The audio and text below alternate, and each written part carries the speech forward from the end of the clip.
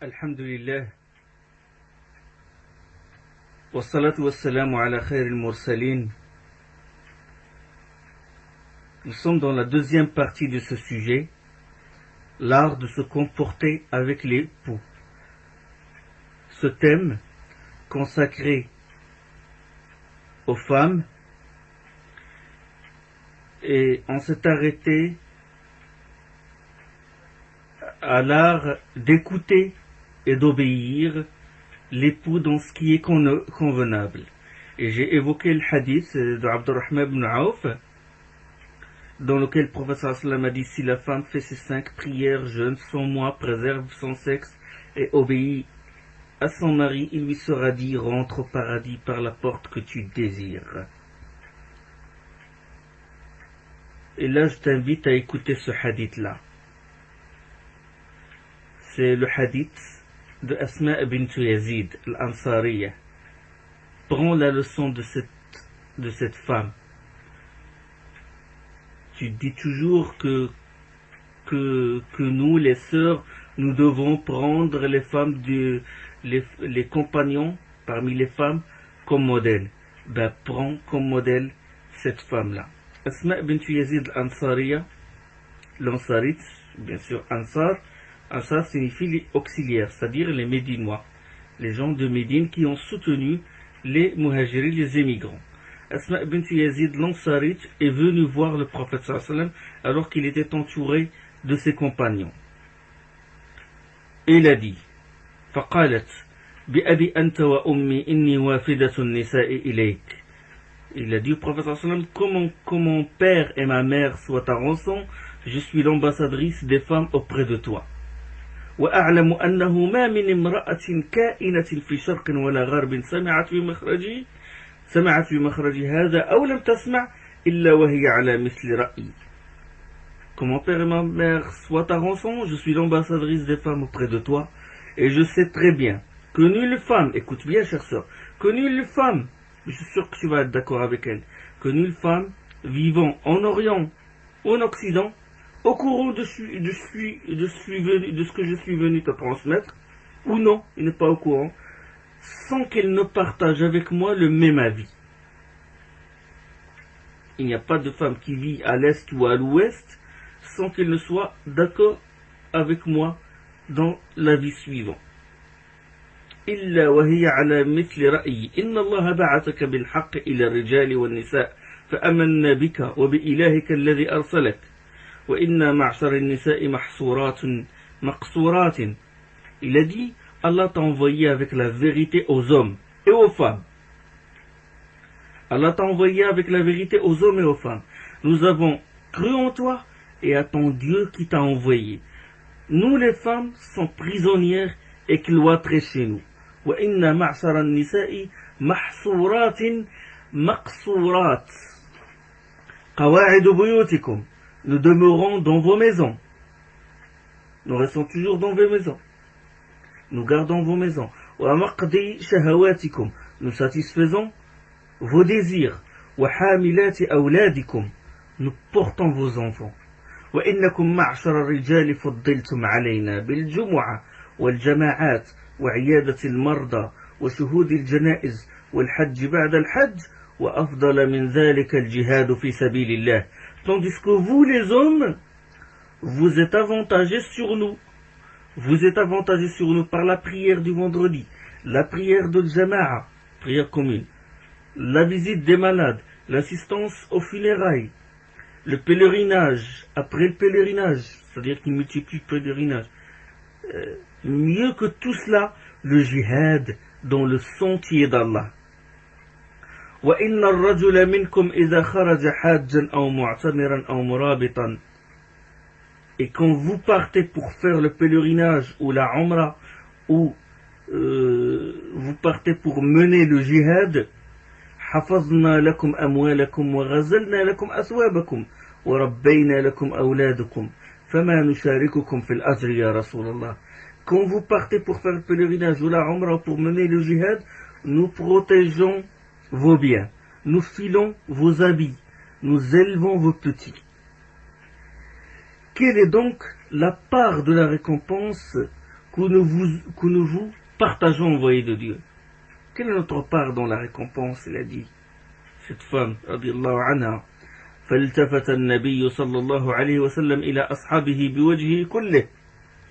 Le prophète sallallahu alayhi wa sallam se tourna entièrement vers ses compagnons jusqu'à mettre son visage face à eux et dit فقال ثم قال صلى الله عليه وسلم هل سمعت ثم قالت امرأة قط أحسن من مسألتها في أمر دينها من هذه هل سمعتم ما قالت امرأة قط أحسن من مسألتها في أمر دينها من هذه. Avez-vous entendu un discours venant d'une femme mieux que la requête concernant sa religion que celle-ci vient de présenter? Et ils ont répondu non, envoyé d'Allah. Ils ont dit nous ne pensions pas qu'une femme puisse faire un discours pareil. فالتفت النبي صلى الله عليه وسلم إليها ثم قال انصرفي أيتها المرأة وأعلمي من خلفك من النساء أن حسن تبعل إحداكن لزوجها وطلبها مرضاته واتباعها موافقته تعدل ذلك كله. Le prophète sallam se tourna vers elle et lui dit retourne là où tu étais, informe celles qui t'attendent que mener à bien la vie avec son époux, chercher tout ce qui le rend satisfait, tâcher d'être en accord avec lui, vaut tout cela. فأدبرت المرأة وهي تهلل وتكبر استبشارا. La femme retourna allègrement faisant le tahlil de dire Allahu Akbar et de faire le takbir Allah, de faire le tahlil la ilaha illallah et de faire le takbir Allahu Akbar, réjoui par cette bonne nouvelle. Retourne là où tu étais, informe celles qui t'attendent que mener à bien la vie avec son époux, chercher tout ce qui le rend satisfait, tâcher d'être en accord avec lui, vaut tout cela. Vaut tout cela, vaut quoi? Vaut la prière de Jumu'ah, les Jumu'at, rendre visite aux malades, participer, assister aux funérailles, faire plusieurs pèlerinages et faire le jihad fi sabilillah. Vaut tout cela. Vaut tout cela. Seulement, il faut appliquer ces consignes-là. Obéir à son mari. Chercher ce qui lui satisfait. C'est normal qu'à l'époque, les compagnons et les tabi'in ont conquis le monde parce qu'ils ont laissé des femmes, et des vraies femmes chez eux. Et ils n'ont pas laissé des femmes qui les trahissent ou qui sortent souvent dans les marchés ou dans d'autres endroits ou se réunir pour médire quelqu'un. C'est normal que des hommes comme ça font la conquête de la Perse, de Rome et de l'Espagne. C'est normal. Ce hadith-là, il est rapporté par le Bayhaqi dans Shu'ab al-Iman et se trouve aussi, cette tradition se trouve aussi dans Tarikh Wasat, histoire de Wasat. Et il est rapporté également, une tradition semblable est rapportée par Al-Bazzar et Tabarani. Donc, le problème est que certaines sœurs, quand elles négligent certaines adorations, quand par exemple elles retardent la prière ou elles ne donnent pas l'aumône, elles sentent qu'elles ont laissé échapper une récompense énorme. Mais quand elles négligent les tâches ménagères, l'éducation des enfants, ou se conduisent mal envers leurs époux, elles pensent que cela ne fait pas partie de l'adoration. Ça c'est dû à une compréhension fausse, ou une compréhension étroite de l'adoration. L'adoration, c'est un nom qui désigne tout ce que Dieu aime et agrée, comme parole et actes intérieurs et extérieurs. Oui, parole. Donc parole douce. Dire une parole douce à son épouse, c'est une adoration.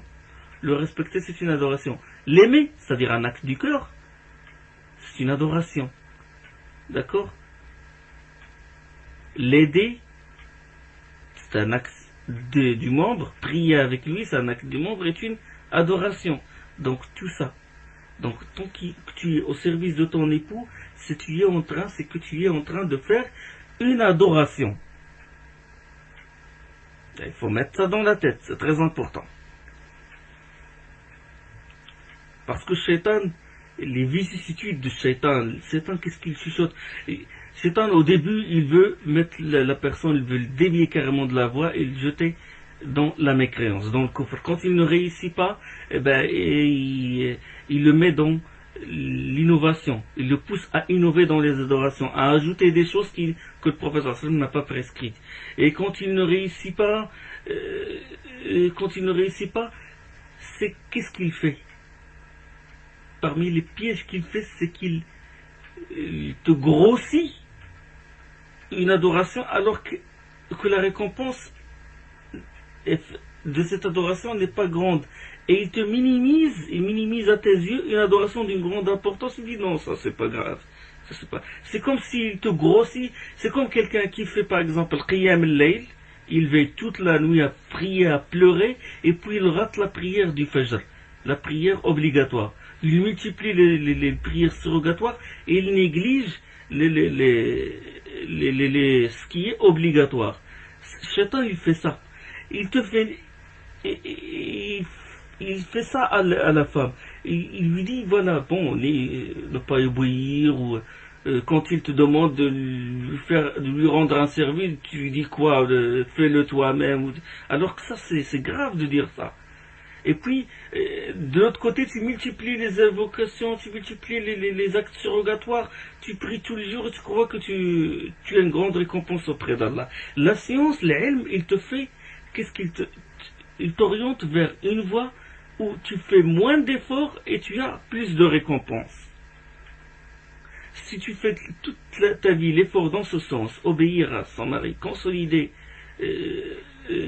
sauvegarder le foyer, Allah te garantit le paradis. Il fait partie de l'obéissance aussi. L'obéissance du mari, c'est quand il t'invite au lit, tu dois lui obéir. Et là, là on entend beaucoup de problèmes. L'un des objectifs du mariage est que l'homme, la femme aussi, se protège contre les rapports, se protège. Elles sont une couverture pour vous, donc protection, et vous êtes une couverture pour elles. Donc, se protéger, l'homme se protège contre ce qui est haram, l'illicite. Donc, si elle l'appelle au lit pour satisfaire son désir sexuel et qu'il refuse, c'est que l'homme n'est plus à l'abri du haram, de l'illicite. Surtout dans ce monde, dans le monde de son monde pervers, où les femmes sont partout, les femmes moitié nues sont partout, les tentations, les affiches, la publicité, le cinéma, et tout ce qui est à la télé, il y a des femmes. L'homme, il se trouve sans armes, il est nu, il n'est plus protégé. Il s'est marié pour se protéger, pour préserver son sexe. Donc là, il tombe. Qu'est-ce qu'on va faire? On va lui dire applique la recommandation qu'a faite le prophète sallam aux célibataires jeunes, parce que ça va casser ce désir-là. Suivant Abu Huraira radiyallahu anhu, le messager de Dieu sallallahu alayhi wa sallam a dit: إذا دعا الرجل امرأته إلى فراشه فلم تأتي فبات غضبانا عليها لعنتها الملائكة حتى تصبح. Hadith unanimement rapporté par le Bukhari et Muslim, suivant Abu Huraira. Quand l'homme invite son épouse au lit et qu'elle ne répond pas et qu'il passe la nuit en colère contre elle, les anges ne cessent de la maudire jusqu'au matin. Refuser sans excuse valable religieusement de satisfaire le désir de son époux est un péché grave. Tu te rends compte? La femme dans son sommeil tranquille et les anges en train de la maudire. Et imagine si elle meurt dans cet état. Nas'alullah al-afiyya. Donc, sans excuse valable, Parce qu'il y a des femmes, ils le font comme ça, ils se vengent. Il lui a demandé quelque chose, il a oublié, dans le lit, il se venge. Subhanallah. Si elle fait ça, les anges ne cessent de la maudire. Dans un autre hadith, le prophète sallallahu alayhi wa sallam jure, yuqsim sallallahu alayhi wa sallam, walladhi nafsi biyadih, par celui qui détient mon âme dans sa main. ما من رجل يدعو امرأته إلى فراشه فتأبى إلا كان الذي في السماء ساخطا عليها حتى يرضى عنها زوجها. Hadith rapporté par le Bukhari Muslim. Par celui qui détient mon âme dans sa main, il n'y a pas un homme qui appelle son épouse à son lit et qu'elle refuse sans que celui qui est au ciel, Allah subhanahu wa ta'ala, sans que celui qui est au ciel ne se mette en colère contre elle, et ce, jusqu'à ce que son époux soit satisfait d'elle. La colère, tu veux encourir la colère d'Allah? Tu veux encourir la colère d'Allah? Allah subhanahu wa ta'ala il dit, وَمَنْ يَحْلِلْ عَلَيْهِ غَضَبِي فَقَدْ هَوَى. Allah il dit dans le Coran, celui qui attire sur lui ma colère, c'est déjà abîmé, c'est déjà tombé dans l'abîme. Dans Surat Taha, Surat 20, le verset 81.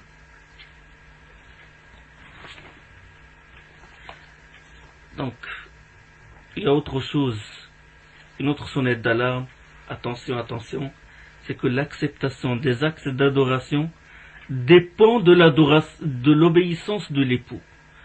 L'acceptation des actes d'adoration dépend de l'obéissance de l'époux. Suivant Omar ibn Khattab, ou suivant Ibn Omar, le fils de Omar, qu'Allah les agrée tous les deux, l'envoyé de Dieu sallallahu alayhi wa sallam a dit, je donne la deuxième partie du hadith, que parmi ceux dont la prière ne dépasse pas leur tête, une femme qui a désobéi à son époux jusqu'à ce qu'il revienne à lui. Subhanallah. اثنان لا تجاوز صلاتهما رؤوسهما عبد أبق من أمواليه حتى يرجع وامرأة عصت زوجها حتى ترجع. Hadith rapporté par Tabarani avec une bonne chaîne de rapporteurs. Et il est rapporté par le Hakim. Et ce hadith-là a beaucoup d'autres hadiths qui sont témoins, qui appuient ce hadith-là. Donc, tu désobéis sans raison valable ton époux, et puis tu es en train de prier, pleurer, pour qu'Allah subhanahu wa ta'ala, je ne sais pas, te fait rentrer au paradis, pour qu'Allah subhanahu wa ta'ala guide tes enfants, pour autre chose, pour t'attribuer plus d'argent, etc. Donc tu es en train d'invoquer Allah, et ta prière ne dépasse pas ta tête. Ta prière ne monte pas jusqu'à Allah subhanahu wa ta'ala. Pourquoi? Parce que sans aucune raison valable, tu as désobéi à ton époux. Donc fais attention. Fais très attention à ça. Suivant Ibn Abi Awfa, radiyallahu anhu, le prophète sallallahu alayhi wa sallam a dit, par celui, là aussi, il jure, sallallahu alayhi wa sallam, par celui qui détient mon âme dans sa main, la femme ne s'acquitte du droit de son Seigneur que si elle s'acquitte du droit de son époux. والذي نفسي بيده لا تؤدي المرأة حق ربها حتى تؤدي حق زوجها. Hadith rapporté par Ibn Majah et Ibn Hibban, Tabarani, et sa chaîne de rapporteurs est authentique. Attention, c'est presque égaux le droit d'Allah, le droit du mari. Relève de son obéissance, c'est tâcher de le rendre satisfait, malgré tout ce qui se passe. Surtout, malgré tout, il faut essayer de le rendre satisfait. Suivant Salama radiyallahu anha, elle a dit, le messager de Dieu sallallahu alayhi wa sallam a dit, toute femme qui meurt alors que son mari est satisfait d'elle entre au paradis. Hadith rapporté par Tirmidhi, et il est qualifié, Tirmidhi l'a qualifié d'authentique du degré de Hassan, et aussi qualifié d'authentique par Al-Hakim, et rapporté également par Ibn Majah. toute femme qui meurt alors que son mari est satisfait d'elle entre au paradis. Allah subhanahu wa ta'ala accorde le paradis pour une femme dont le mari est satisfait d'elle. Donc la femme possède les moyens. La femme possède les moyens de satisfaire son époux. Sa beauté, sa finesse, son élégance sont tous des bienfaits que Dieu lui a accordés. Et il lui demandera des comptes. Il lui demandera des comptes. Est-ce qu'il a reconnu ses bienfaits ou est-ce qu'il les a utilisés? Est-ce qu'il les a utilisés dans le bon sens ou dans le mauvais sens? Est-ce qu'il a utilisé cette beauté dans le bon sens, cette finesse, cette élégance dans le bon sens pour séduire son époux et pour gagner son cœur et sa satisfaction ou pour autre chose? Tout le monde connaît ça. Il sait que la femme a un pouvoir séducteur. Les ennemis de l'islam, ils l'ont utilisé. Quand il parle de l'émancipation de la femme, quand il dit ils sont en train de manifester les mouvements féministes, etc., pour que la femme a plus de droits, je sais pas, c'est normalement... de quelle femme il parle? Il parle de la femme qui est belle, qui dépasse 1m70, qui dépasse 40 ans. C'est cette femme-là qu'il vise. Mais la femme qui a 60 ans, bon, là, ça ne leur intéresse pas. D'accord? Donc il utilise ce pouvoir séducteur pour vendre une marchandise. Des fois, il y a des choses, des marchandises qui n'ont rien à voir, des objets, il y a des patrons, des chefs d'entreprise, il veut écouler une marchandise, même s'il est pourri, bon, il met une femme qui est belle, elle a de beaux yeux et tout, ben pour les yeux de cette femme, acheter cette marchandise-là. Il n'y a pas de différence entre la femme et la marchandise qu'on vend, hein. C'est le même objet. Donc, les ennemis de l'islam, ils ont utilisé ça pour des profits éphémères et aussi pour détruire d'autres peuples et surtout pour détruire les peuples musulmans. Et c'est pour ça à chaque fois qu'un pays applique la loi d'Allah, ben, la première cible visée c'est la femme, la liberté de la femme. On l'étouffe dans ce hijab, etc. Son mari là-bas, etc. Alors que c'est en Occident que les statistiques, que le taux des femmes qui sont battues augmente. Comme art également. Comme art de se comporter avec l'époux, c'est être au service de l'époux. S'occuper de lui. La femme vertueuse se rapproche d'Allah. Il faut toujours avoir ça dans la tête. Je me rapproche d'Allah en obéissant à mon mari. Comme ça, tu coupes le chemin, tu coupes la voie à Satan. Parce que Satan, qu'est-ce qu'il va t'inspirer? Il va te suggérer une chose. Ah, tu fais ça pour lui, et lui, qu'est-ce qu'il fait en échange? Ah, lui, il est assis, toi, tu lui rends service. Non, tu dis, moi, je fais ça pour Allah. Je fais ça pour Allah. Je lui rends service pour Allah. Je l'aime pour Allah. Trois choses, s'il existe dans quelqu'un, il va trouver la douceur de la foi. ثلاث من كن فيه وجد بهن حلاوة الإيمان أن يكون الله ورسوله أحب إليه مما سواهما, que Allah et son envoyé soient plus aimés de lui que quiconque. Et qu'il aime une personne, il ne l'aime que pour Allah. Et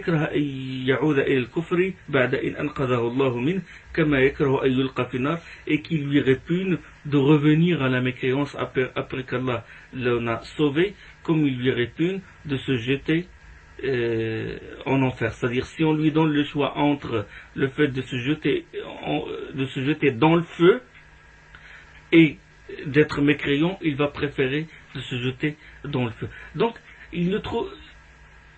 donc ça, c'est des conditions ou des piliers ou des paramètres de la foi. Allah et son envoyé sont plus aimés que lui. Donc, tu aimes Allah et son envoyé, Allah il te recommande d'obéir à ton mari. Donc, son envoyé, il te recommande d'obéir à ton mari. Et d'aimer ton mari, tu l'aimes pour Allah subhanahu wa ta'ala.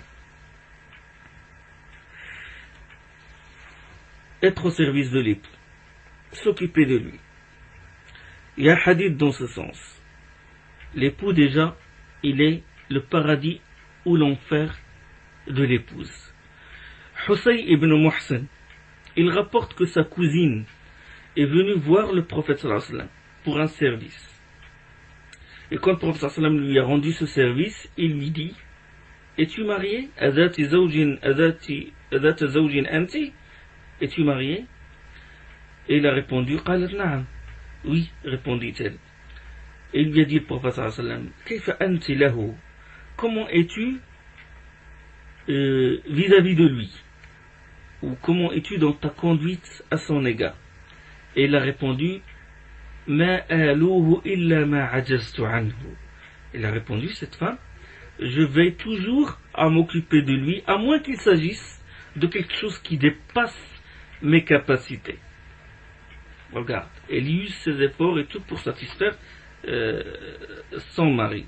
Et le prophète sallallahu alayhi wa sallam a dit: qala fanzuri ayna anti minhu fa innama huwa jannatuki wa naruk.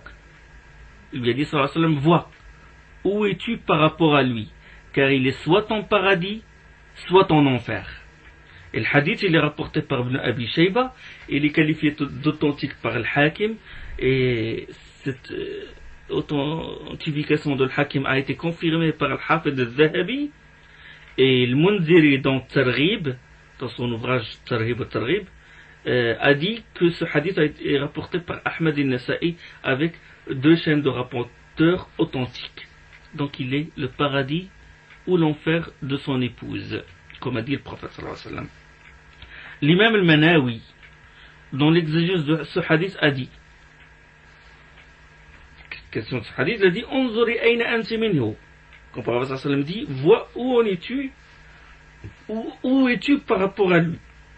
Vois où es-tu par rapport à lui. C'est-à-dire, il explique, l'imam al-Nawawi, al-Manawi, il explique, il a dit, c'est-à-dire, quelle position occupes-tu par rapport à lui? Es-tu proche, s'agissant de l'aimer, de l'assister dans l'adversité, et de répondre à ses appels, ou es-tu loin de ses besoins, ne reconnaissant pas ses bienfaits? Donc, est-ce que tu es proche quand il s'agit de l'aimer, de l'assister dans l'adversité et de répondre à ses exigences, ou es-tu loin de ses besoins? Es-tu loin quand il s'agit de reconnaître ses bienfaits? Et puis il a dit: innama huwa jannatuki wa naruk, il est ton paradis ou ton enfer. Il a dit: il est la cause de ton entrée au paradis en étant satisfait de toi, ou la cause de ton entrée en enfer en étant en colère contre toi. Et il ajoute: cohabite convenablement avec lui, ne contrevient pas à ses ordres quand ce n'est pas dans la désobéissance d'Allah subhanahu wa ta'ala. Fin de citation de ce grand imam. Et je te donne là un exemple. Je vais te donner un exemple comment les épouses des compagnons servent leurs époux dans tout le dévouement et dans toute l'obéissance. Asma bint Abi Bakr, que Dieu l'agrée, tu connais Asma, et ses éminences dans l'émigration du prophète sallallahu alayhi wa sallam, comment il a assisté le prophète sallallahu alayhi wa sallam. Asma bint Abi Bakr, Asma Uzat al-Nitaqayn. Il a dit, radiyallahu anha, quand Zubair m'a épousé, Zubair ibn al-Awwam, quand Zubair m'a épousé, il n'avait sur terre ni bien ni esclave, sauf un puits et son cheval. Et il a dit, radiyallahu anha, c'était moi qui donnais à manger à son cheval, puisais l'eau, raccommodais son seau. Les seaux sont des seaux en toile ou des produits comme ça. Raccommodait ou cousait son seau, pétrissait la farine pour en faire de la pâte. Et il a dit, mais je ne savais pas faire parfaitement le pain, et c'était des voisines à moi parmi les Ansar qui le faisaient, parmi les auxiliaires qui le faisaient. elles étaient vraiment des femmes honnêtes. Et il a dit, je portais sur ma tête les noyaux de dattes depuis la portion de terre que le messager d'Allah sallallahu alayhi wa sallam, a offert à Zubayr jusqu'à chez moi, d'une distance de 2/3 de Farsakh. Farsakh est une unité persane de distance. Donc, si on fait la conversion, elle fait à peu près 3 km. Un trajet de 3 km. Et un jour, j'avais les noyaux sur ma tête, et j'ai rencontré le prophète sallallahu alayhi wa sallam en compagnie d'un groupe d'Ansar. Et il m'appela, puis cria à sa monture, il appela sa monture. C'était pour la genouiller, pour que je monte derrière lui. Et par pudeur, je n'ai pas osé être au milieu des hommes.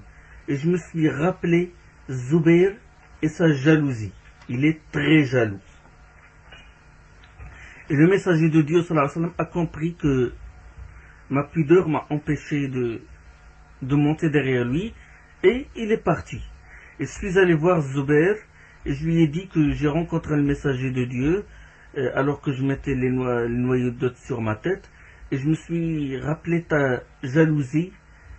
Et Zubayr lui dit, par Allah, porter les noyaux mais plus pénible que de monter derrière lui. Sallallahu alayhi wa sallam. Et il dit aussi, je suis resté dans cette situation jusqu'à ce qu'Abu Bakr m'envoie une domestique qui m'a déchargé de l'entretien du cheval. J'ai l'impression qu'il m'a délivré comme on délivre un prisonnier ou un esclave. Regarde comment ils souffraient pour satisfaire, pour rendre service à leurs époux. Porter les noyaux de dattes. Et en plus, les noyaux de dattes, normalement, qu'est-ce qu'ils faisaient? Ils les moulaient. Ils ont un matériel comme ça, ça s'appelle raha. Et à la main comme ça, ils concassaient les noyaux de dattes et les donnaient comme nourriture au cheval. Chère sœur, tu veux prendre les épouses des compagnons comme modèle? Voilà un exemple concret. Attention, elles étaient toutes comme ça, dévouées à leur époux. Dévouées à leurs époux. Bien entendu, maintenant tu n'as pas besoin de porter des noix pour donner à manger à la monture de l'époux. Maintenant les voitures et le métro a pris la place de tout ça.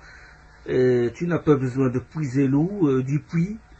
Et tu n'as pas besoin de raccommoder le seau. Un simple geste, tu tournes le robinet et l'eau fut. Un simple geste et la lumière fut.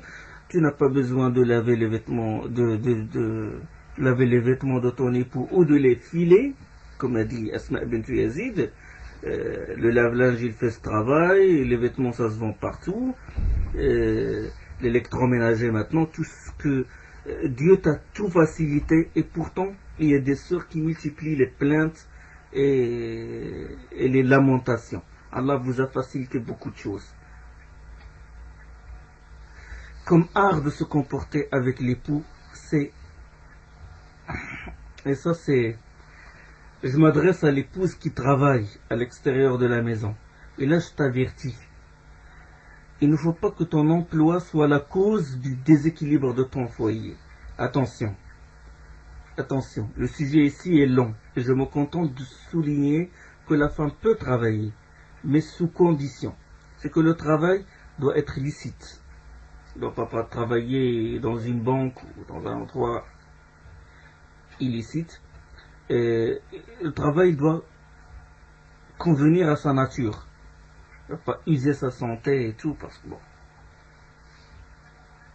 à une certaine époque, les femmes travaillaient dans les mines. Et même jusqu'à maintenant, il y a des femmes qui travaillent dans les mines, qui font des travaux d'hommes, des travaux d'hommes, des travaux pénibles. Comme condition aussi, c'est qu'elles ne se mélangent pas aux hommes.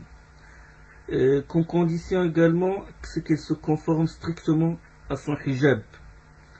Et aussi que le travail ne doit pas avoir des conséquences négatives sur la première mission selon laquelle elle a été créée, c'est-à-dire l'éducation des enfants et de s'acquitter de droits du mari. Ce qui nous intéresse, c'est le dernier point. Est-ce que la femme peut concilier entre le droit de son époux, de ses enfants, sa maison et le travail? La réponse diffère bien sûr selon les individus. selon les situations, les pays. On ne peut pas vraiment émettre un critère strict.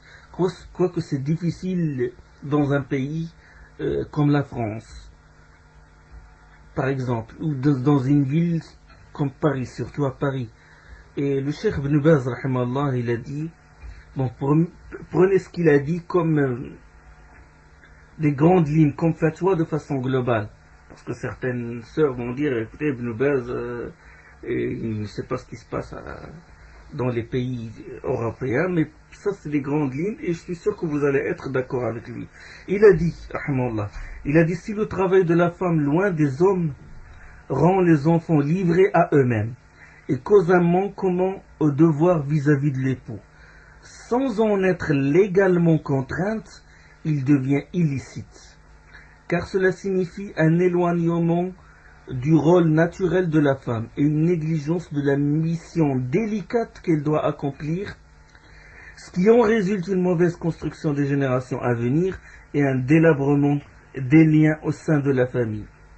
Un délabrement des liens au sein de la famille qui se fonde sur l'entraide, la complémentarité, la coopération et la contribution de chacun des deux époux, et ce grâce aux facteurs selon lesquels Dieu les a prédisposés pour établir une vie dans laquelle règne un climat de stabilité, d'assurance et de sérénité, au sein duquel chaque individu est conscient de ses devoirs en premier et de ses droits en second lieu.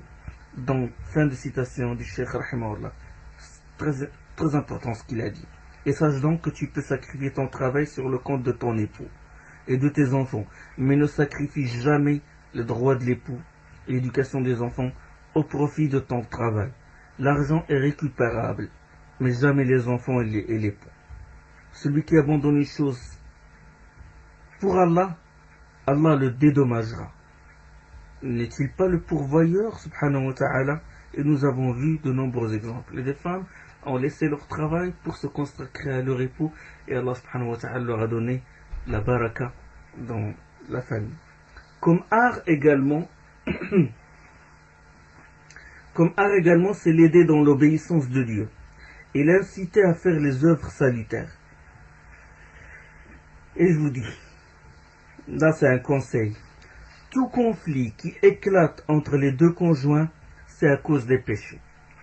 Tout conflit, c'est à cause des péchés. Le Très-Haut a dit, nul malheur ne vous frappe que par l'acquis de vos mains. Encore en efface-t-il beaucoup. وَمَا أَصَابَكُم مِّن مُّصِيبَةٍ فَبِمَا كَسَبَتْ أَيْدِيكُمْ وَيَعْفُو عَنْ كَثِيرٍ. Donc purifie ta maison des statues, des revues qui contiennent des choses obscènes, des cassettes vidéo, audio, qui contiennent des choses pareilles, ou la musique. Utilise ton pouvoir magique, ta beauté, ta finesse, ta douceur dans le but de pousser ton mari à faire des œuvres salutaires, à agir dans les bonnes causes. Sinon Dieu risque de te priver de ses bienfaits. Le Très-Haut a dit, lors votre Seigneur promulgua, si vous êtes reconnaissant, je jure d'augmenter sur vous mon bienfait. Si vous le déniez, implacable soit mon châtiment. Et ta'azzana rabbukum la in shakartum la azidannakum wa la in kafartum inna azabi la shadid, dans Surat Ibrahim, le verset 7. Tire la leçon des autres femmes. Combien de foyers ont été détruits à cause des péchés? Beaucoup de femmes ont poussé leur mari à s'endetter, emprunter de l'argent par intérêt, par l'usure, jusqu'à se ruiner. Beaucoup de femmes ont poussé leur mari à travailler dans des métiers qui sont haram pour l'argent. Beaucoup de femmes sont exigeantes, multiplient les demandes jusqu'à ruiner leurs époux. Et la majorité des femmes ils le font pour imiter les autres. Quand ils voient chez une voisine, ils remarquent des choses comme ça, que sa maison est plus grande, etc. Il veut pousser son mari pour faire pareil. Imitation aveugle. Où en es-tu, chère sœur, de ce qu'a dit le sage, le savant Allah subhanahu wa ta'ala le Très-Haut? لينفق ذو سعة من سعته ومن قدر عليه رزقه فلينفق مما آتاه الله لا يكلف الله نفسا إلا ما آتاها. Que l'homme aisé assure l'entretien à la hauteur de son aisance, et que celui dont les biens sont restreints dépense selon ce qu'Allah lui a accordé. Dieu ne charge une personne que selon ce qu'il lui accorde. Donc chacun, Allah subhanahu wa ta'ala lui a assigné son rizq.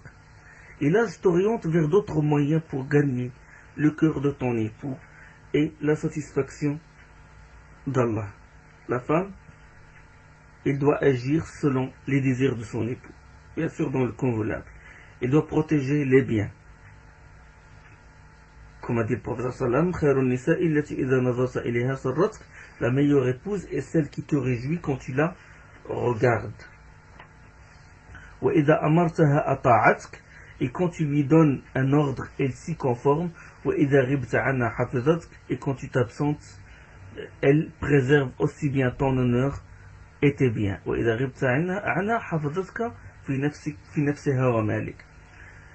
Elle doit aussi savoir les choses qui lui plaisent pour les faire. Elle doit choisir les bonnes paroles douces quand elle lui parle. Elle doit lui faire sentir qu'elle le respecte et qu'elle l'aime.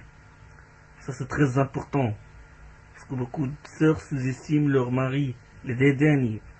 Il a été rapporté que la fille de Saïd ibn al-Musayyib, le grand savant, le grand tabi'i Saïd ibn al-Musayyib, sa fille disait, nous ne parlions à nos époux que comme nous parlions à nos émirs. Elle doit bien traiter ses proches. Et ça c'est très important. Surtout sa mère, son père et ses frères et sœurs. Et elle ne sort de la maison qu'avec son contentement. Allah a dit, وَقَرْنَ فِي بُيُوتِكُنْ, gardez-vous dans vos maisons. Dans Surat 33 et le verset 33. Et donc ça c'est très important. Ça c'est une règle de base, c'est que la femme doit rester chez elle. Elle ne sort que si son époux lui permet. Des femmes, on les trouve rarement chez elles, subhanallah. Et aussi, elle ne doit pas jeûner le jeûne surrogatoire pendant sa présence qu'après son contentement. لا يحل لامرأة أن تصوم وزوجها شاهد إلا بإذنه ولا تأذن في بيته إلا بإذنه. Il n'est pas permis à la femme de jeûner en la présence de son mari, sauf avec sa permission. Et elle ne permet l'accès de sa maison qu'avec son autorisation. Hadith rapporté par Al-Bukhari suivant Abu Huraira radiyallahu ta'ala anhu. Donc elle ne jeûne le jeûne surrogatoire qu'après sa permission, et il a le droit de, si elle a fait sans demander d'autorisation, il a le droit de lui gâcher son jeûne, d'avoir un rapport avec elle et lui gâcher son jeûne. Les savants, les juristes ont dit que ça c'est son droit.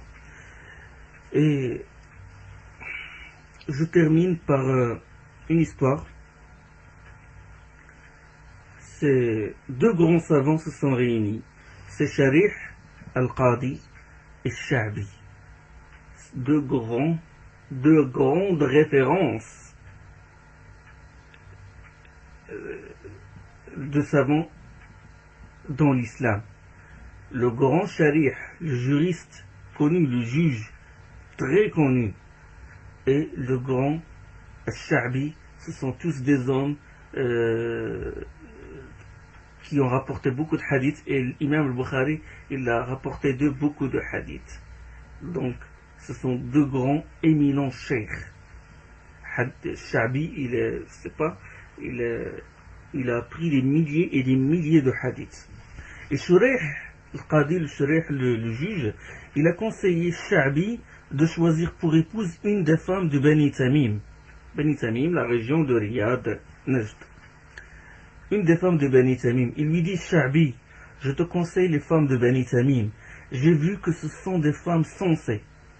Et Sha'bi lui a dit, explique-moi, qu'est-ce que tu as remarqué comme chose sensée chez elle? Et Shurayh lui raconta qu'il passe un jour à côté d'une maison, et il y avait à la porte de cette maison, il y avait une femme vieille et une jeune fille. jolies. Et il leur demanda de lui donner à boire. Et la jeune fille lui dit, qu'est-ce que tu veux boire? Et Shurayh lui a dit, n'importe quelle boisson. Et la vieille dame intervint et dit, malheur à toi, jeune fille, apporte-lui du lait. Je pense que l'homme est étranger. Et Shurayh s'enquit auprès de la femme au sujet de la jeune fille. Il a pris son nom, le nom de son père, et il a appris qu'elle n'est pas mariée. Il se présenta chez ses parents et leur demanda la main de leur fille, et ils acceptèrent. Et Shurayh dit à Sha'bi, et il a dit, si tu vois leur femme la ramener jusqu'à chez moi, et ils étaient très accueillantes, et il a dit, Shurayh à sa nouvelle épouse, lui a dit, il est de tradition, de sunna, que quand la femme entre dans la chambre de son mari, d'accomplir 2 rak'ats ensemble. Et ensuite, il invoque Dieu de lui accorder ses bienfaits et de la préserver, et de le préserver de ses méfaits. Et il a dit, Shurayh il rapporte, il dit, je me suis donc levé et j'ai accompli 2 rak'ats. Et quand j'ai fait le taslim, j'ai vu qu'elle était derrière moi, en train de me suivre dans ma prière. Et quand j'ai terminé ma prière, des jeunes filles sont venues prendre mes habits et m'ont vêtu d'une pièce d'étoffe teinte en rouge avec le kartan. Donc c'est une belle pièce d'étoffe teinte avec ce produit-là, qui vient de cette plante, le kartan. Et quand il n'est resté dans la chambre que moi et elle, je me suis approché d'elle et tendu ma main vers elle. Et il dit doucement à Abu Umayya, reste là où tu es. Puis elle entama un discours. Et il dit, Alhamdulillah, ahmaduhu wa asta'inuhu wa usalli ala Muhammadin wa alih. Là, c'est la nuit de noces. Une jeune fille qui fait ce discours-là. Louange à Dieu, c'est lui que je loue, je lui demande de l'aide et je prie sur Mohammed et sa famille. Et il continue, il a dit, je suis une femme étrangère. Je ne connais pas ton caractère. Montre-moi les choses que tu désires pour que je m'y conforme et les choses qui te déplaisent pour que je m'en écarte. Puis il ajouta, il dit, tu vois, tu avais sûrement dans ton peuple quelqu'un qui est digne pour que tu le prends comme épouse. Quelqu'un pour que tu maries avec lui. La même chose concernant mon peuple. Mais quand Dieu décrète une chose, elle fut. Tu as possédé, fais donc ce qu'Allah t'a ordonné. Soit retenir selon les convenances, soit libérer généreusement. Imsakun bi ma'rouf, ou tasrihun bi ihsan. Et il a dit par Allah au Sha'bi, je me suis vu contraint de faire un discours à cet endroit. Ce que je dis, gêné. Et je dis alors, louange à Dieu, je le loue, j'implore son aide, que Dieu prie sur le prophète et sa famille et leur donne la paix. Tu viens de dire des paroles. Si tu les observes, ce sera ta chance. Mais si tu ne les appliques pas, ce sera une preuve contre toi. Je désire telle chose, et je déteste telle chose. Nous sommes unis, alors ne crée pas la division. Si tu vois une qualité, propage-la. Si tu vois un défaut, tais-le. Et il dit, qu'en est-il de la visite des familles? Et Shurayh a répondu, je n'ai pas que ma belle famille se lasse de moi. C'est-à-dire, il n'est pas le rendre visite fréquemment. Et il a dit, qui parmi tes voisins acceptes-tu qu'il rentre chez toi pour que je lui autorise, et ceux que tu détestes, je les déteste moi aussi. Ça c'est une femme, la nuit de noces, elle dit ça. Et Shurayh a dit, j'ai dit, la famille d'un tel sont des gens honnêtes, et la famille d'un tel sont des gens du mal. Puis Shurayh dit à Sha'bi que durant un an, il n'a vu en elle que ce qui le plaît. Et à la fin de l'année, une vieille femme lui rendit visite, la femme qui a élevé cette fille. Et il lui a dit, Assalamu alaikum Abu Umayya. Il est venu cette vieille femme, et il dit, Assalamu alaikum. Il lui dit, Wa alaik salam. Man ant, qui es-tu?